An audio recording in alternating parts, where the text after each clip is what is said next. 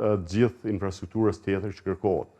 Por para së gjithash, duhet ta kemi në mendje, ne kemi një kornizë ligjore, kemi Kushtetutën e Republikës Kosovës, që këto kapacitete ose këto institucionet sigurisë kanë bazë kushtetuese.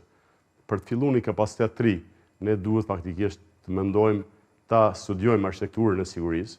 Kosova ka një studim të tillë, për fat keq është bërë i fundit në 2014, do të kenë kaluar 12 vjet.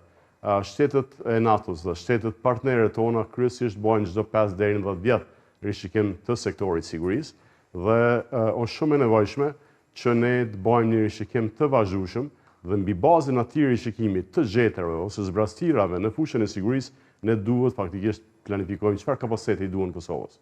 Por në këtë fazë, do të thotë definitivisht është diçka për elektoratin që ta marrin faktikisht qeveria në detyrë planifikon të ngritë kapacitete, por këto kanë fazat patjetër që duhet i përcjellim dhe mbi të gjitha sektori i sigurisë është shumë i ndjeshëm.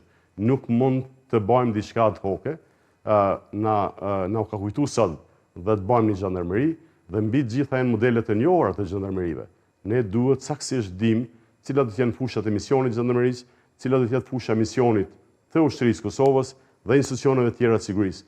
Nuk mund të bëjmë duplifikime, nuk lejohet faktikisht që të kemi kapacitete të shumta me një fushë kurse kemi mangësi në tjetrën, por gjithsesi e gjithë kjo lidhet faktikisht me kapacitetet buxhetore ose implikimet financiare. Ka LDK-ja ndonjë plan specifik edhe për pjesën veriore të vendit, për shkak se në qeverisjen e deri tanishme pra të lëvizjes vetëvendosje mbi 6 vite sa ka qenë në qeverisje, zakonisht është thirrur në farforme në shtrirje të sovranitetit në këtë pjesë të vendit.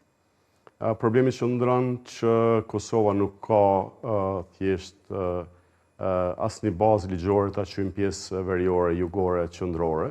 Ne duhet Kosovën ta trajtojmë si territor siç është në kushtetutën tonë, duhet integritetin dhe sovranitetin ta shtrim në çdo cep të vendit, po pa diskutim pjesa veriore që përmend ka specifikat e veta. Do të thotë LDK-ja nuk ka ndonjë plan të veçantë për pjesën veriore, po ka plan faktikisht për gjithë territorin e Republikës Kosovës.